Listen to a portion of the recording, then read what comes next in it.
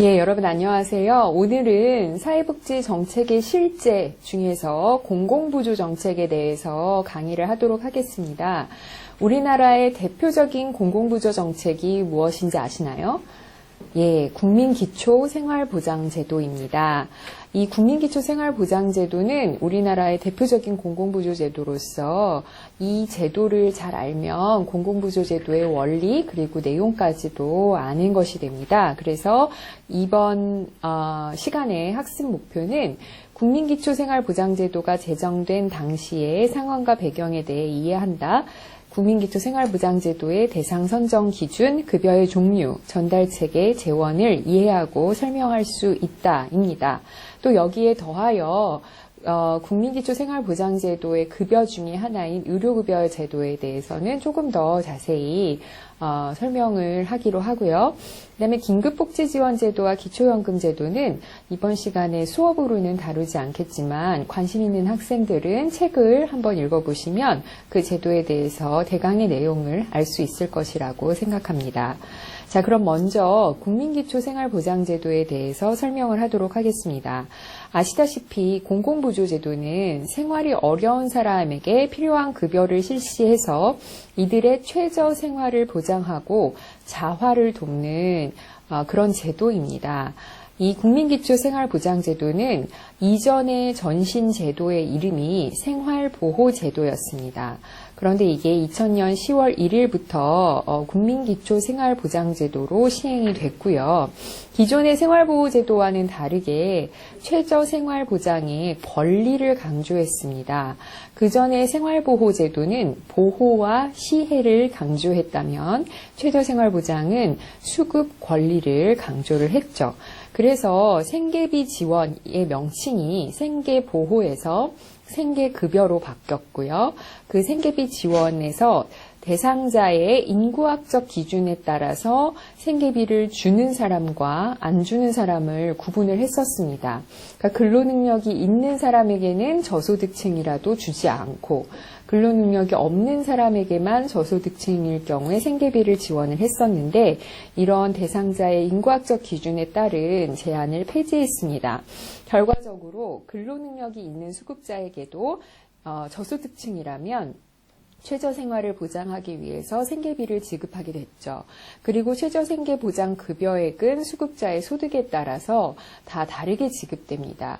우리가 배웠던 욕구 중에서 집단적 욕구가 아닌 개별적 욕구에 해당이 되는 것입니다. 그러니까 그 사람에게 필요한 소득, 필요한 생계비를 그 사람 또는 가구에 따라서 다르게 지급하는 것이죠. 자, 그러면 국민기초생활보장제도의 연혁을 살펴보겠습니다. 연혁은 아시다시피 1997년에 우리나라에 외환위기가 왔습니다. 여러분들이 IMF 위기라고 알고 있는 외환위기가 왔고요. 그럼에 따라서 경제 사정이 나빠져서 실직자와 노숙자가 증가하게 되었습니다. 이에 따라서 빈곤계층의 생활 안정을 위한 기본적인 최저생활보장제도에 대한 요구가 커졌습니다. 그래서 이거에 따라서 시민단체 연대회의를 구성을 해서 이 시민단체 연대회의에서는 입법청원을 하게 됩니다. 그리고 여당과 야당, 정부가 전국민적 합의를 해서 1999년 9월 7일에는 국민기초생활보장법을 제정하게 됩니다. 2000년 10월 1일부터 시행하긴 했지만 이 국민기초생활보장법이 제정된 9월 7일을 사회복지의 날로 기념하기도 합니다. 그래서 매년 9월 7일에는 사회복지의 날로 아마 이번 올해가 사회복지의 날 20주년이 있었던 해입니다. 그래서 2000년부터는 국민기초생활보장제도를 시행하게 됐죠. 그리고 2003년에 소득인정액 기준을 통합했는데 이거는 나중에 소득인정액을 배우면서 다시 설명을 해드리겠습니다. 2007년에는 부양의무자, 그러니까 수급자의 경우에 부양의무자가 있으면 먼저 부양의무자의 부양을 먼저 받는 게 원칙인데 그 부양의무자의 범위를 2촌 이내의 질계 혈족에서 1촌 이내의 집계 혈족으로 바꾸게 됩니다. 그 말은 뭐냐면 여러분들에게 일촌이 누군지 아시나요? 일촌은 부모와 자녀가 관계가 일촌입니다. 그리고 할아버지와 손자의 관계는 이촌이죠. 그리고 형제 자매 관계는 이촌입니다. 여러분들이 실천론 시간이나 실천 기술론 시간에 가계도를 그려보셨으면 아시겠지만 가계도에서 수직으로 아래 위로 뻗어나가는 선은 그 촌수를 1씩 더하는 거고요. 그리고 옆으로 횡으로 펼쳐나가는 거는 2씩 더하게 됩니다. 그래서 삼촌은 우리 아버지의 형제이자 나와 아빠 사이의 관계, 1을 더해서 1 더하기 2 해서 삼촌이 되는 거죠. 그런 식으로 이제 촌수를 계산하면 되는데 부양 의무자의 범위가 축소됐다는 것은 수급 가구를 부양해야 되는 가족의 범위가 축소했다는 뜻이고 그만큼 더 수급자로 선정될 확률이 높아졌다는 뜻이겠죠. 자, 그리고 2011년에는 고용지원 서비스가 연계가 되고 아동 노인 등 사회서비스 지원, 그다음에 자산형성 지원 서비스가 시작됐습니다. 그리고 2015년에는 맞춤형 급여체계 개편을 합니다.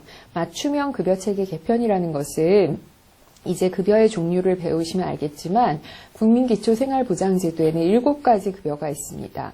이 7가지 급여를 받기 위해서는 한 가지 기준을 통과했었는데 이제는 급여별로 그 수급자 선정 기준이 달라지게 됐습니다. 이게 바로 맞춤형 급여체계 개편인데요. 그러면서 수급자 선정 기준에서 최저 생계비 기준에서 최저 보장 수준, 이 최저 보장 수준이라는 거는 기준 중위소득을 기준으로 기준 중위소득의 30%, 40%, 50% 이런 식으로 설정하는 것입니다.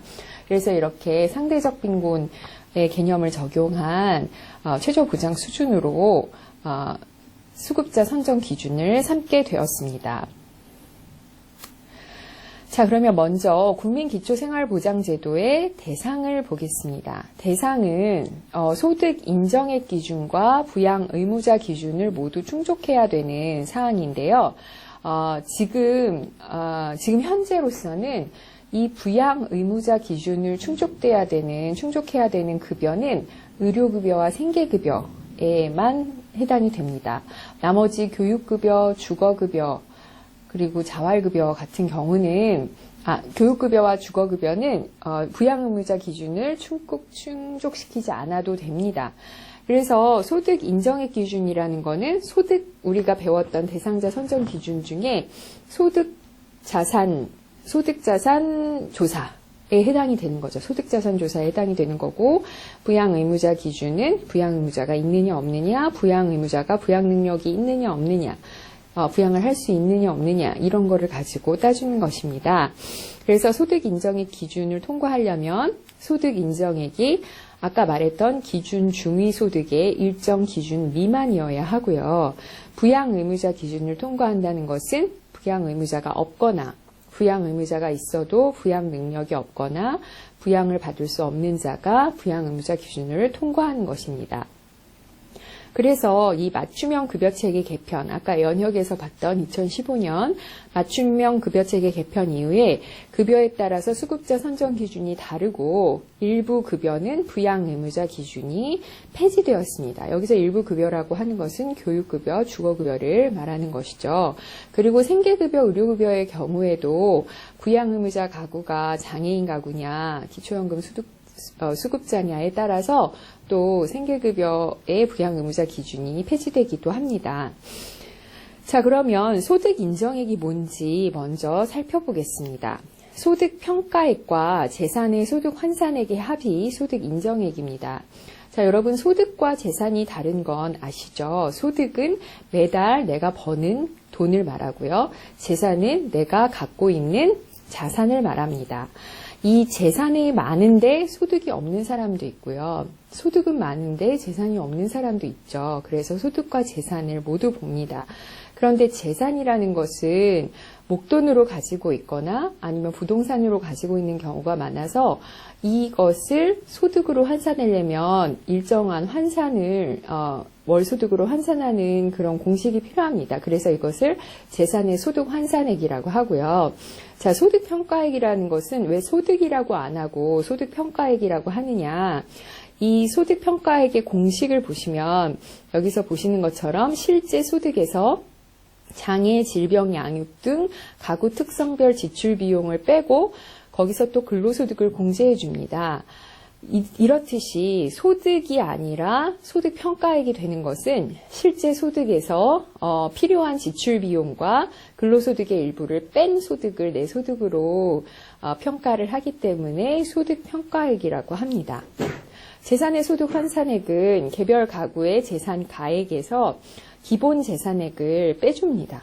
기본 재산액이라는 것은 기초생활의 유지에 필요하다고 보건복지부 장관이 정하여 고시하는 금액인데요.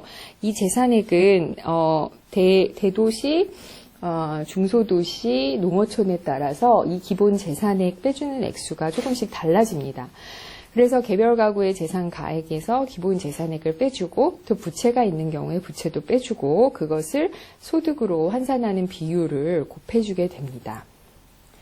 이렇게 됐을 때 2019년 현재 급여 종류별 수급자 선정 기준을 보시면 자, 생계급여 수급자는 기준 중위소득의 30%, 의료급여 수급자는 기준 중위소득의 40%, 주거급여 수급자는 기준 중위소득의 44%, 교육급여 수급자는 기준 중위소득의 50%입니다. 그래서 이 액수를 살펴봤더니 기준 중위소득의 30% 그리고 가구 규모에 따라서 또 급여 종류별 수급자 선정 기준이 달라지는데요. 4인 가구를 중심으로 보시면 생계급여 수급자의 경우는 월 138만 4,061원 미만이어야 하고요. 그 다음에 의료급여 수급자의 경우는 월 184만 5,414원 미만이어야 합니다. 주거급여 수급자는 월 202만 9,956원 미만이어야 하고 교육급여 수급자는 월 230만 6,768원이어야 합니다. 그러니까 기준 중위소득이 얼마라는 얘기죠? 230만 6,768원의 2배가 기준 중위소득이라는 얘기겠죠. 국민 가구 소득의 중위값을 말합니다. 자, 그리고 부양의무자 기준을 보겠습니다. 부양의무자라는 것은 수급권자의 일촌 이내 직계 혈족 및 그 배우자를 말합니다. 아까 말씀드렸던 것처럼 일촌의 직계 혈족이라는 것은 부모 또는 자녀입니다. 근데 그 배우자까지 하니까 자의 배우자인 며느리, 그 다음에 여의 배우자인, 딸의 배우자인 사위까지도 포함이 되는 거죠.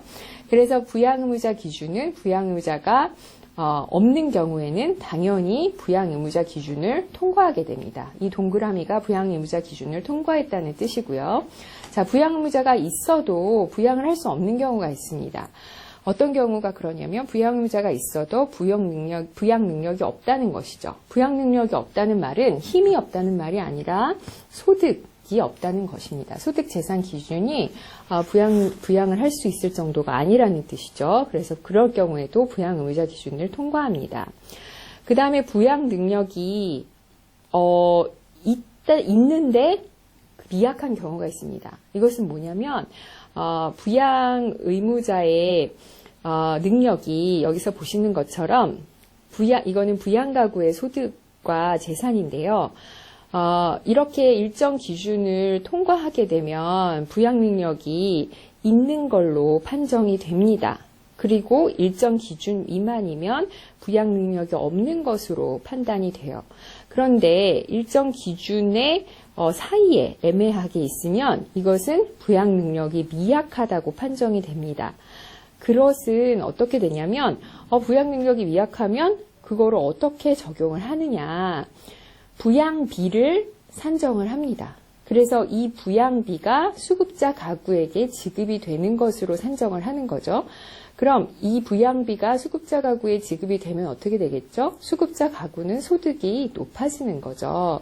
그래서 부양비가 부양 능력이 미약하다고 판정된다면 수급자 가구의 소득이 조금 증가하는 것으로 판단을 합니다.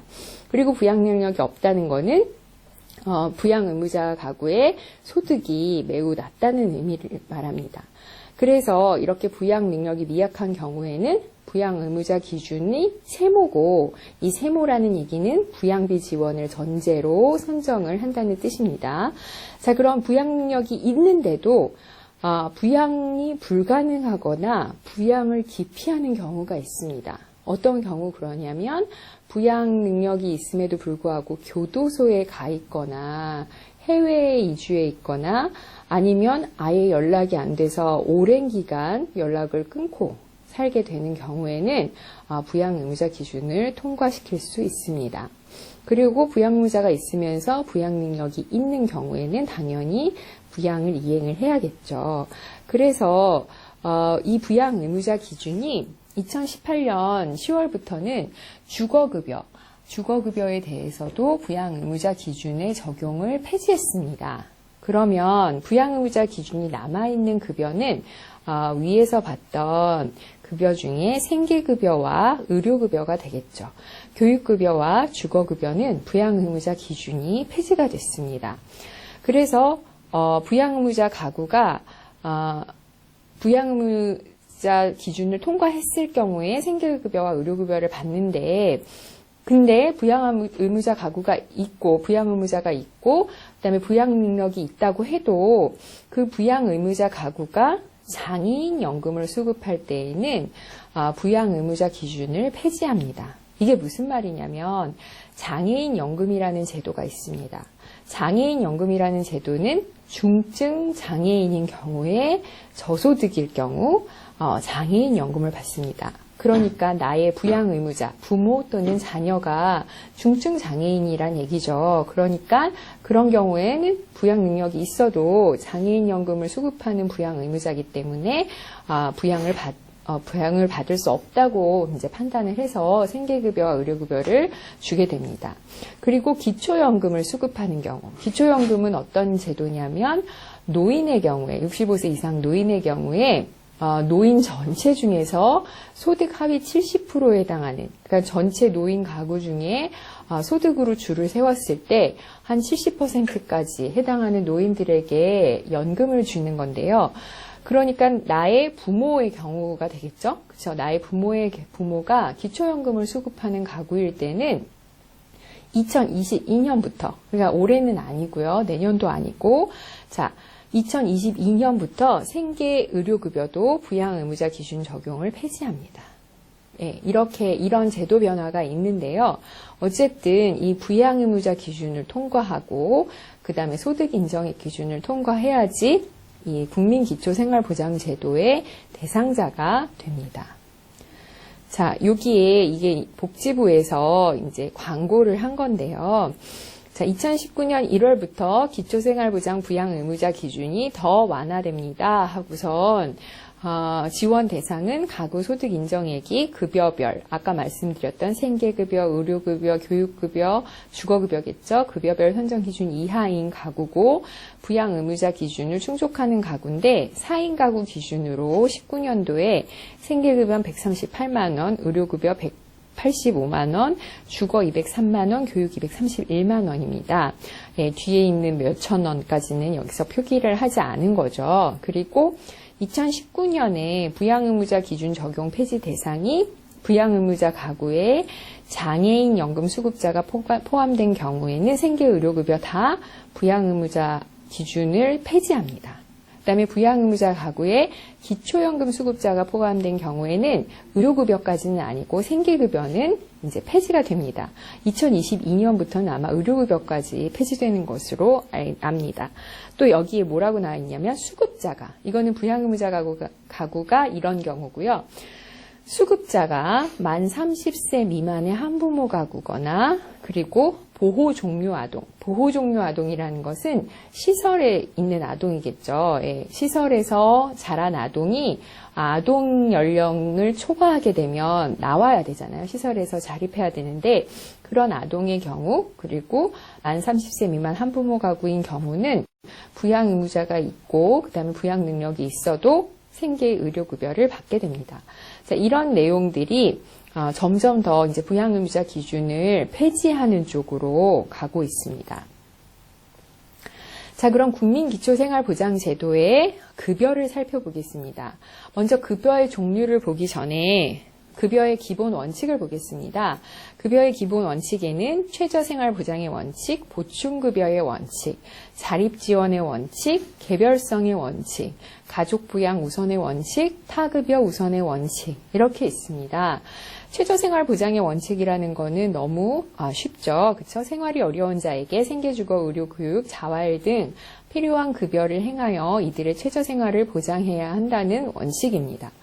보충급여의 원칙이라는 것은 생계급여액과 수급자 가구의 소득 인정액을 합한 금액이 생계급여 선정 기준 이하여야 한다는 것이죠. 이것은 다른 말로 하면 무슨 말이 되냐면요. 생계급여액 액수는 여러분들 수학 시간에 이쪽에 좌변에 있으면 우변으로 가면 마이너스가 플러스가 마이너스가 된다고 배웠죠. 자, 생계급여액이라는 것은 생계급여 선정 기준에서 수급자 가구의 소득 인정액을 뺀 그만큼만 보충을 해준다는 겁니다. 그래서 최저보장 수준까지 내 소득이 못 미치는 그 보충적인 급여를 해준다는 게 보충급여의 원칙입니다. 그 다음에 자립지원의 원칙이라는 것은 근로능력이 있는 수급자에게 자활사업에 참여할 것을 조건으로 생계급여를 지급한다는 것입니다. 아까 말씀드린 것처럼 이 기초생활보장제도의 전신인 생활보호제도는 근로능력이 있는 저소득층에게는 생계비를 지원하지 않았습니다. 근데 국민기초생활보장제도로 전환이 변화가 되면서 근로능력이 있어도 소득이 일정 기준 미만이면 생계급여를 제공하도록 되어 있는데 단 조건이 있습니다. 자활급여를 받는 것을 전제로 조건부 수급을 하게 됩니다. 그래서 이거는 어떤 원칙이냐? 일단 근로능력이 있으면 근로를 해야 한다는 원칙입니다. 그래서 자립지원의 원칙이고요. 그 다음에 개별성의 원칙은 뭘까요? 수급권자의 개별적인 특수 상황을 최대한 반영해야 된다는 것입니다. 자, 수급자마다 다 저소득층이라 그래서 그 저소득층마다 사정이 다 다르죠. 어떤 사람들은 의료비가 더 필요한 가구도 있고, 어떤 사람들은 주거비가 더 필요한 가구도 있고, 어떤 사람들은 교육비가 더 필요한 가구도 있습니다. 또 생계비가 부족하다고 해서 생계비가 다 똑같이 일정액이 다 똑같이 부족한 건 아니죠. 개별 가구마다 부족한 생계비가 다 다릅니다. 그런 가구의 개별적인 사정을 반영을 해야 된다는 거죠. 그래서 개별성의 원칙입니다. 그리고 가족부양 우선의 원칙은 기초생활보장급여에 우선해서 부양 의무자에 의한 보호가 먼저 행해져야 한다는 것이죠. 이거는 수급자 대상 선정 기준에 부양 의무자 기준이 들어가는 것을 보면 알 수 있습니다. 그리고 타급여 우선의 원칙이라는 거는 아까 처음에 말씀드린 것처럼 국민기초생활보장제도는 우리나라 사회복지제도 그리고 우리나라 소득보장제도의 최후의 보루라고 생각하시면 됩니다. 그래서 급여 신청자가 다른 법령에 의해서 보호를 받을 수 있는 경우에는 기초생활보장급여에 우선하여 다른 법령에 의한 보호가 먼저 행해져야 한다는 뜻입니다. 그랬을 때 국민기초생활보장제도의 급여의 종류에는 이렇게 7가지가 있습니다. 생계급여, 의료급여, 주거급여, 교육급여, 해산급여, 장제급여, 자활급여 이렇게 7가지가 있습니다. 자, 그럼 먼저 생계급여를 보시겠습니다. 생계급여는요, 수급자에게 의복, 음식물, 연료비, 기타 일상생활에 기본적으로 필요한 금품을 지급한다고 합니다. 여기서 금품을 지급한다 그래서 물품을 지급한다고 생각하실 필요는 없고요. 이만큼의 이런 것들을 살 수 있는 비용을 지원한다는 뜻이겠죠. 그래서 생계급여액은 생계급여 지급 기준에서 가구의 소득 인정액을 뺀 금액입니다. 그래서 우리나라의 기준 중위소득이 2019년도에 4인 가구 규모로 봤을 때 461만 3,536원이었는데요. 이거의 30%인 138만 4,061원입니다. 내가 만약에 1인 가구다. 그러면 기준 중위소득이 170만 7,008원이고요. 이 기준 중위소득이라는 거는 1인 가구 전체 가구에서 중간 정도 순위, 재산 소득으로 중간 정도 순위에 있는 사람의 소득이 바로 170만 7,008원이라는 거죠. 근데 이 소득의 30%니까 51만 2,102원인 것입니다. 그래서 여러분들이 만약에 1인 가구인데 내 소득 인정액이 51만 2,102원보다 낮다. 그러면 생계급여를 신청할 수 있다는 겁니다. 부양의무자 기준을 통과하면. 자, 그래서 생계급여 지급 기준은 기준 중위소득의 30%고요. 근데 단 이런 게 있습니다. 이거는 내가 집에서 사는 경우에 받는 그 금액이고요. 그러니까 51만 2,102원에서 내 소득이 만약에 31만 2,102원이다. 그러면 20만 원을 생계급여로 받는 거죠. 그런 경우는 이제 내가 집에서 산다는 걸 전제로 하고요.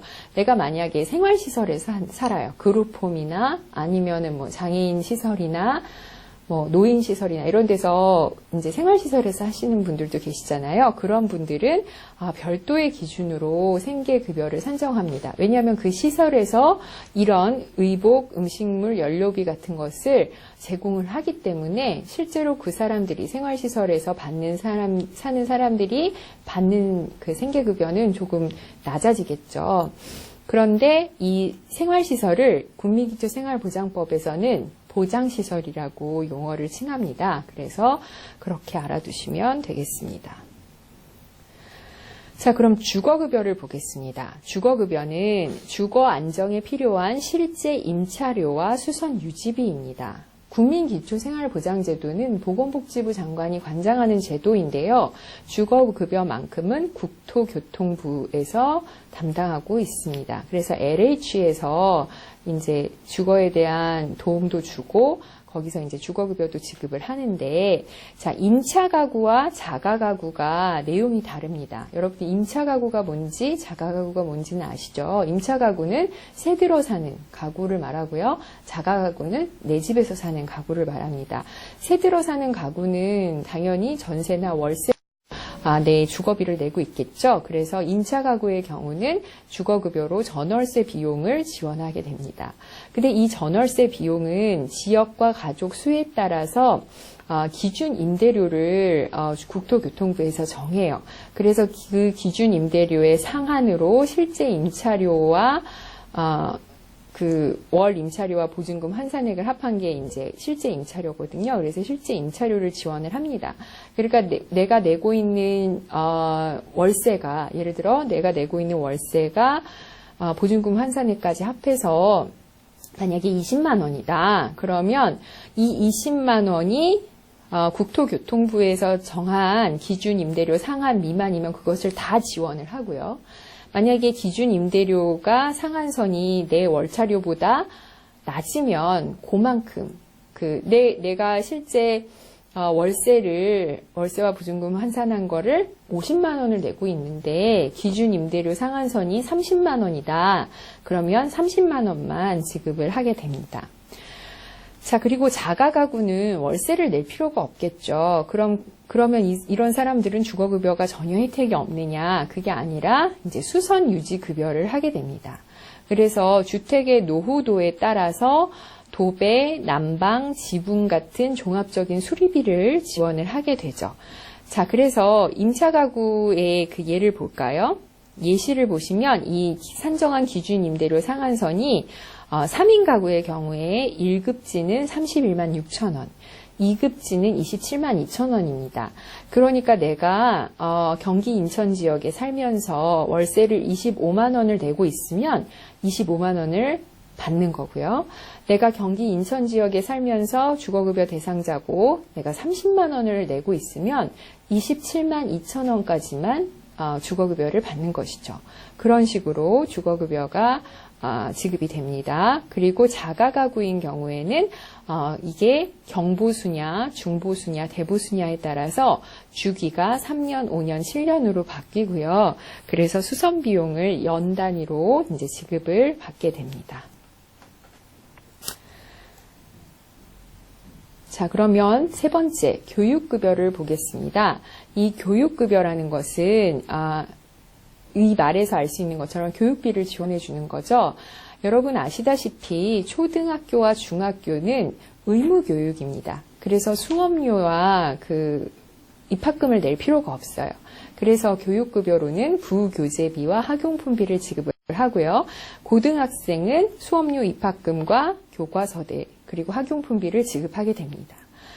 그러면 초등학생, 중고등학생 같은 경우는 이제 부교재비가 초등학생은 13만 2천 원, 중고등학생 20만 9천 원이 연 1회 일괄 지급되고 이건 월별로 나오는 게 아닙니다. 그 다음에 학용품비는 연 1회 7만 1천 원, 그리고 중고등학생은 8만 1천 원 이렇게 지급이 돼요. 고등학생은 이제 교과서대는 그 정규 교육과정에 편성된 교과목, 교과서 전체를 지급을 해주고요. 이것도 연 1회 지급을 하고요. 고등학생인 경우에 여기 보신 것처럼 20만 9천 원, 8만 1천 원이 지급이 되고요. 그 다음에 수업료와 입학금은 이제 분기별로 신청할 경우에 전액 지급이 됩니다. 이거는 아까 그 주거급여가 국토교통부 장관 소관이었던 것처럼 요거는 교육부 장관 소관입니다. 그래서 교육청에서 지급을 하게 돼요.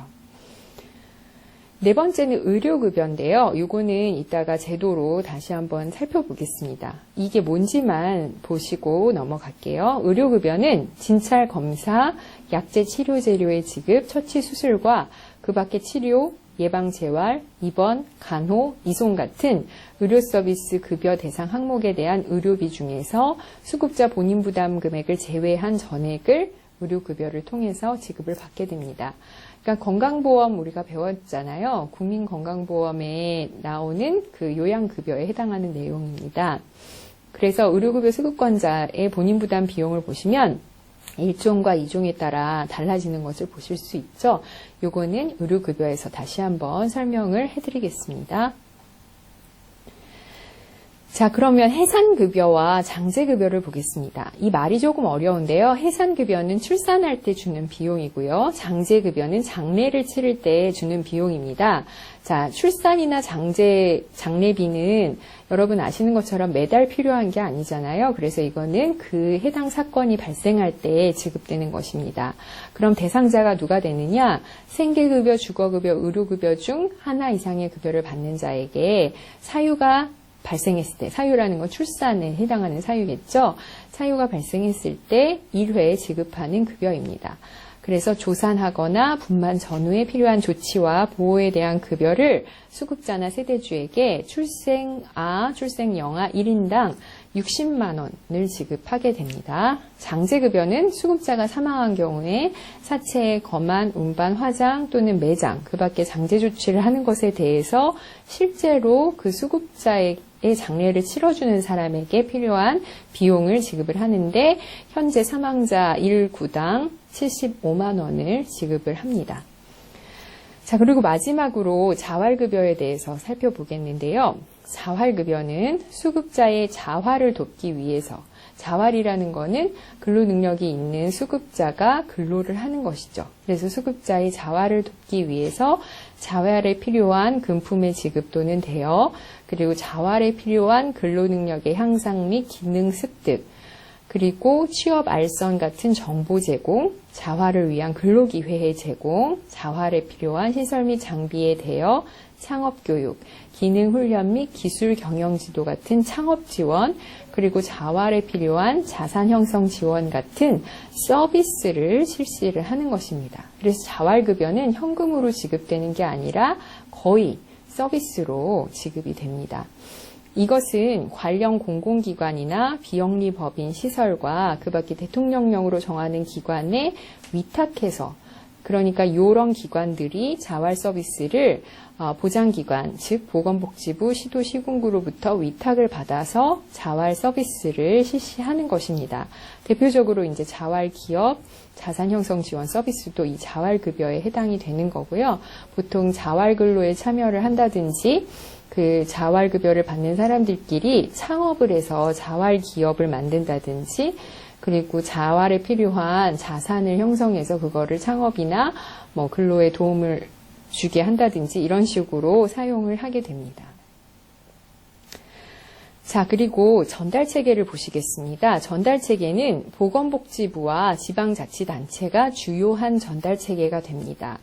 단, 그 교육급여는 시도교육감이, 그리고 주거급여는 국토교통부와 한국토지주택공사, 우리가 LH라고 알고 있는 거기서 이제 관장을 합니다. 그리고 주요한 인력은 사회복지 전담 공무원이죠. 여러분들이 이제 진로에 대해서 여러분들한테 물어보면 공무원 되고 싶어요 라고 하는 학생들 대부분이 사회복지 전담 공무원을 생각하시는 거잖아요. 그래서 사회복지 전담 공무원이 되고자 하는 사람들은 이 국민기초생활보장제도에 대해서 아주 꼼꼼히 알고 계셔야 합니다. 그리고 중앙생활보장위원회라는 것이 있습니다. 중앙생활보장위원회는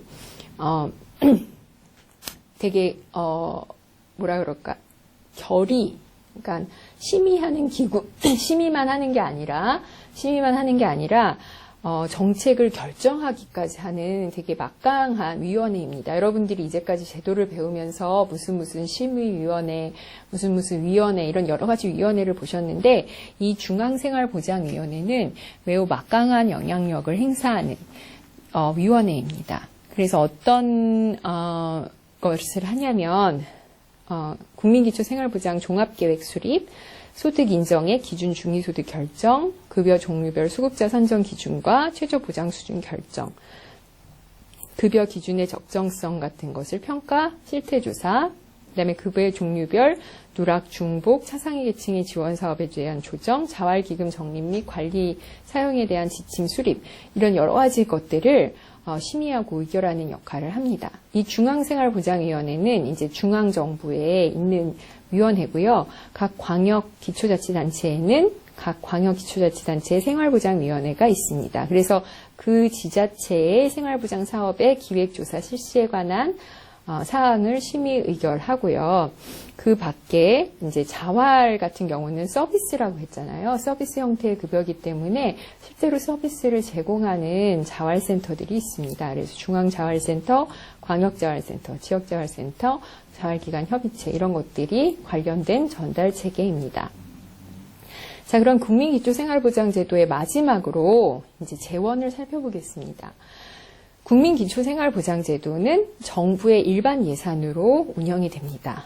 근데 이것을 행하는 기관은 주로 지자체가 되겠죠. 그래서 여러분들이 배웠던 지방재정조정제도 중에 국고보조금 사업에 해당이 됩니다. 그래서 국고보조금 제도를 사용해서 국가가 시도나 시군구에 이제 보조금을 내려보내서 국가, 시도, 시군구가 차등해서 부담을 하게 됩니다. 그리고 급여 범위 및 수준을 초과해서 급여를 실시하는 경우에, 그러니까 국가에서 정해준 이 급여 범위와 수준을 초과해서 우리 지자체는 조금 더 수급자들에게 더 많은 혜택을 주겠다라고 하게 되면 그 비용은 그 지자체가 전적으로 부담을 해야 됩니다. 그 추가되는 비용에 대해서는.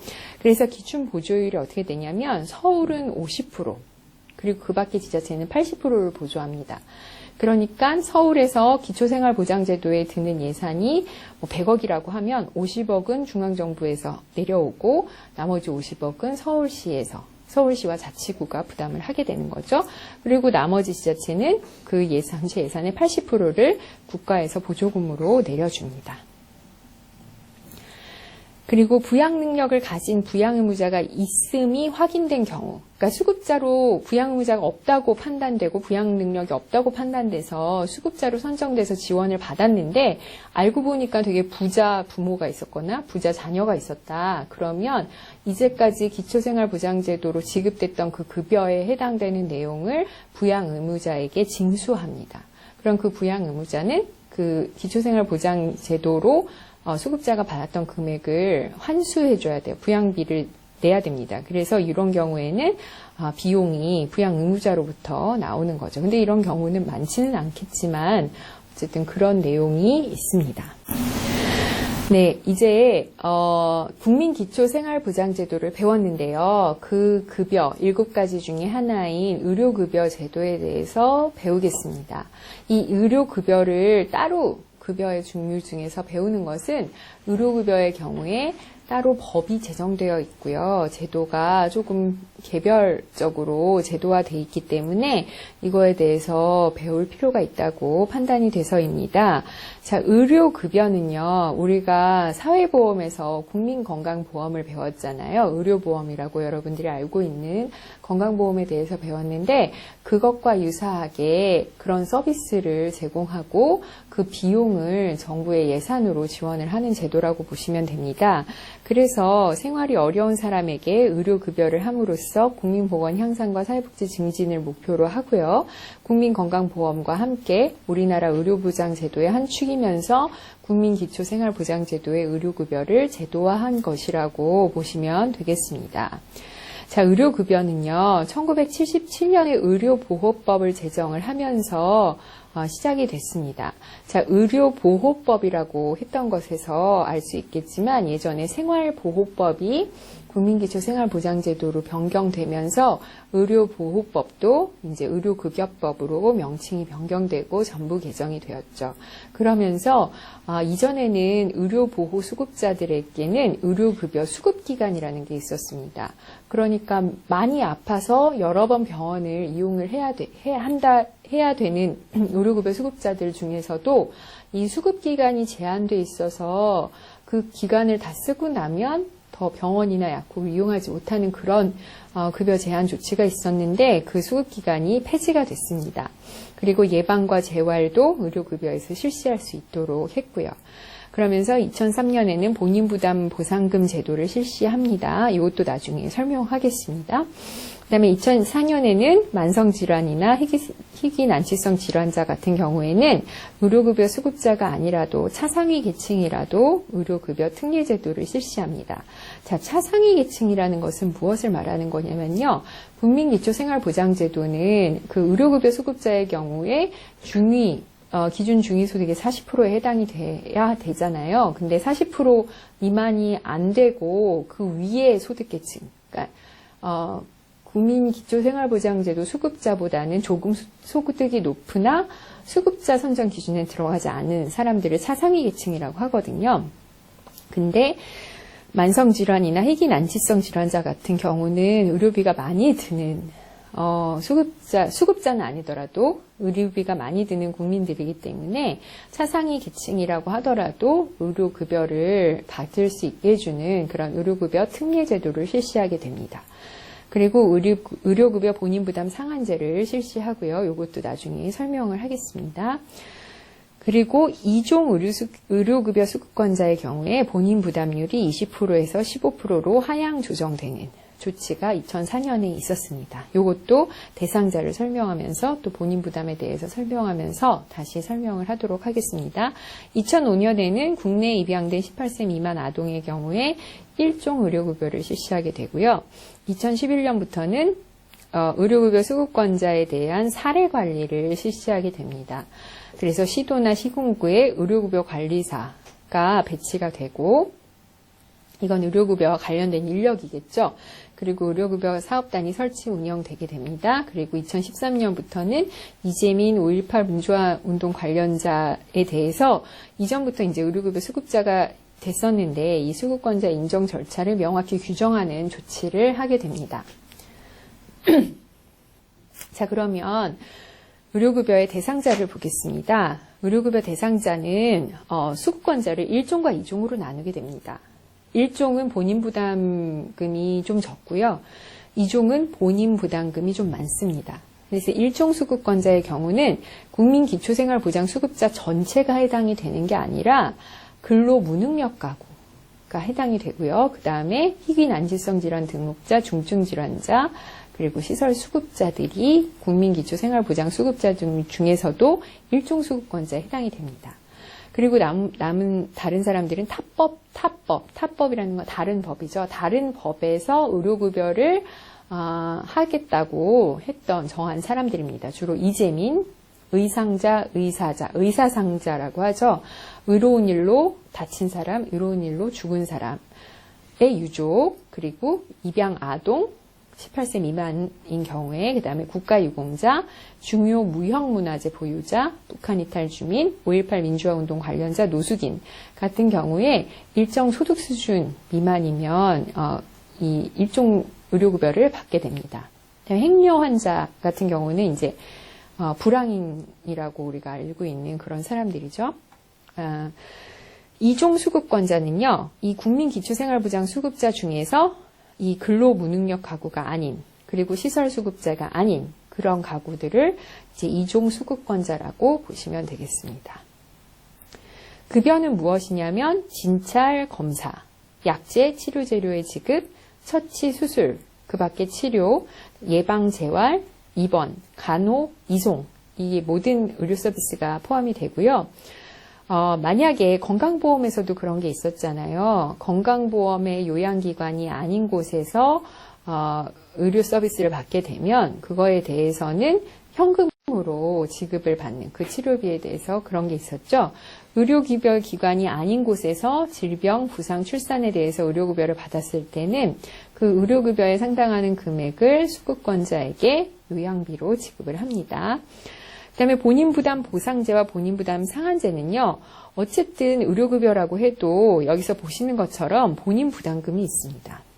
1종의 경우는 외래의 경우, 자, 1차, 2차, 3차 의료기관이 뭔지를 알아야 되는데요. 1차 의료기관은 우리가 흔히 동네에서 볼 수 있는 의원입니다. 무슨 소아과, 무슨 가정의학과 이런 병원들 많이 보이시죠? 치과도 마찬가지고요. 2차는 종합병원입니다. 종합병원인데 그럼 3차는 뭐냐? 그러니까 진료 과목의 숫자에 따라서 3차냐 2차냐에 따라가 달라지는데 우리가 3차라고 하면 정말 큰 병원들 있잖아요. 서울대학병원, 세브란스병원, 일단 부천에서는 순천향병원 같은 게 이제 지정병원에 3차 병원에 해당이 되고요. 뭐 차병원, 인천에는 뭐가 있죠? 인천에는 종합병원이 인하대학병원이 있나요? 하여튼 그런 좀 대학병원이나 큰 종합병원을 3차 의료기관이라고 하고요. 우리 학교 옆에 있는 세종병원 같은 경우는 아마 2차 의료기관이라고 보시면 되겠습니다. 그리고 주변에 있는 1차 기관이 있는데 의료급여 환자들이 이런 기관을 이용할 때 일종의 경우는 여기에 보시는 것처럼 이렇게 1,000원, 1,500원, 2,000원, 500원 이런 본인 부담금이 있어요. 근데 2종의 경우는 그렇게 붙지가 않고 의원의 경우는 1,000원 이렇게 내지만 2차, 3차 병원의 경우는 외래도 15% 이렇게 냅니다. 그러니까 만약에 내가 진료비를 뭐 10만 원이 들었다 그러면 15,000원을 내야 되는 거고요. 50만 원이 들었다 그러면 30만 원을 내야 되는 거죠. 그래서 50만 원이 들었다 그러면 7만 5천 원을 내야 되는 거죠. 그리고 입원의 경우는 또 10%씩 또 내야 됩니다. 입원비가 되게 비싸잖아요. 그러다 보니까 이 본인 부담금이 의료급여 수급권자가 부담할 수 있는 금액을 초과하는 경우가 있어요. 그래서 그 수급권자의 급여 대상 본인 부담금이 일정한 기준 금액을 초과하는 경우에 초과 금액의 100분의 50에 해당하는 금액을 보상을 해주고, 그리고 수급권자 급여 대상 본인 부담금이 일정한 기준 금액을 초과하는 경우에 초과 금액 전액에 해당하는 금액을 보상을 해주는 게 본인 부담 보상제, 본인 부담 상한제입니다. 자, 그래서 본인 부담 보상제를 먼저 이렇게 적용을 하고 본인 부담 상한제를 적용을 하는데요. 일종 수급자의 경우는 매 30일간 2만 원을 초과한 경우 초과 금액의 50%를 보상을 하고 본인 부담 상한제는 매 30일간 5만 원을 초과한 경우 초과금액 전액을 보상을 해주는 그런 제도입니다. 이종수급자도 읽어보시면 아시겠죠? 그래서 이런 식으로 본인 부담금의 부담을 완화시켜주는 제도가 있습니다. 급여를 이제 수급을 받을 때는 절차를 지켜야 돼요. 건강보험에서는 이런 절차가 없어요. 왜냐하면 건강보험에서는 그냥 비용으로 본인 부담금으로 병원이나 3차 기관은 훨씬 더 본인 부담금이 높기 때문에 그걸 비용으로 처리하면 되지만 의료급여 환자 같은 경우는 본인 부담금이 제한이 있기 때문에 만약에 의료급여 환자가 무조건 3차 의료급여 기관을 이용한다 그러면 국가 예산이 너무 많이 나가는 거예요. 그래서 의료급여 환자의 경우는 이 의료급여 절차를 지켜야 합니다. 그래서 먼저 의원이나 보건기관, 보건의료원에 먼저 가서 필요하다고 하면 의뢰서를 받아서 병원이나 종합병원으로 가게 됩니다. 그래서 이 의료급여 절차를 지켜서 해야지 만약에 이 절차를 지키지 않고 3차부터 간다든지 2차부터 간다든지 그러면 그 경우에 진료비 전액을 본인이 부담하게 됩니다. 그래서 의료급여에는 이런 절차가 있다는 거를 알아두시면 되겠고요. 그 다음에 의료급여는 전달체계가 우리가 국민기초생활보장제도에서 배웠던 보건복지부 시도시군구를 보장기관이라고 하죠. 여기서도 마찬가지로 보장기관이라고 합니다. 그래서 이 보장기관에서는 수급자의 건강유지 및 증진을 위해서 필요한 의료급여 사업을 실시를 하고요. 의료급여 기관은 의료기관이나 약국을 말하는 겁니다. 예, 의료급여 기관이라는 거는 의료 서비스를 제공하는 병의원, 약국을 말하고요. 의료급여 관리사라는 인력이 있습니다. 의료급여 사리관리 사업의 수행 인력인데요. 의료기관에서 2년 이상 근무한 경력을 가진 보건복지부 장관 면허를 받은 의사, 치과의사, 한의사, 조산사, 간호사를 말합니다. 왜 의료급여 관리사를 이렇게 인력을 두느냐면 의료급여라는 거는 건강보험과는 달리 내가 낸 보험료에서 돈이 나가는 게 아니라 국가 일반 예산, 국민이 낸 세금에서 돈이 나가기 때문에 이거를 낭비를 하거나 아니면 무분별하게 쓰게 되면 국민 세금이 국가 예산이 너무 아깝게 나가는 거잖아요. 그래서 수급권자의 건강관리 능력 향상을 위한 교육 상담, 그리고 의료급여제도 안내, 의료기관 이용 상담 이런 것들을 행해서 건강관리, 그러니까 의료급여 수급자의 건강관리도 하고 의료급여 비용도 좀 절감시키고자 하는 의도에서 의료급여 관리사를 채용을 합니다. 그리고 각 보건복지부나 시도시군구에서는 의료급여 심의위원회를 두게 됩니다. 여기서는 이제 의료급여에 대한 사항들을 심의하게 되겠죠. 그리고 재원은 국민기초생활보장제도와 마찬가지로 국고보조금으로 그리고 지방자치단체 출연금으로 충당을 합니다. 그래서 시도에 의료급여 기금을 설치해서 주요 예산은 국고보조금과 지방자치단체 출연금이고요. 그 밖에는 나가고 들어오는 그런 돈들입니다. 결산상 잉여금이나 과징금, 부당이득금 이런 것들은 벌금을 물리거나 이랬을 때 들어오는 돈이고요. 그래서 서울시는 국비와 지방비의 비율이 5대5, 광역시는 8대2, 도의 경우는 8대2인데 이 시와 자치구에서 보시면 자치구는 지방비 출연금이 없습니다. 그래서 자치구는 없고요. 그 대신에 도는 시와 군의 이런 출연금 부담이 있어요. 사실 의료급여를 많이 사용하는 분들은 어르신들이 많겠죠. 그래서 농어촌 지역에는 이렇게 시와 군에도 부담을 시키는 것으로 그렇게 알고 있습니다. 그래서 의료급여의 재원은 주로 국가 예산을, 기금이 아니라 의료급여 기금은 있는데 그 기금의 원천이 사회보험료가 아니라는 얘기죠. 예, 국고보조금과 지방자치단체 출연금으로 다 하고 있습니다. 자, 이렇게 해서 의료급여 제도에 대해서 마저 배웠고요. 여러분들이 다른 제도도 혹시 궁금하시면 책을 보고 배우시고 수업에서 이 모든 제도를 다룰 수 없기 때문에 다른 제도가 궁금하시면 교실에서 저한테 질문을 해주시면 되겠습니다. 감사합니다.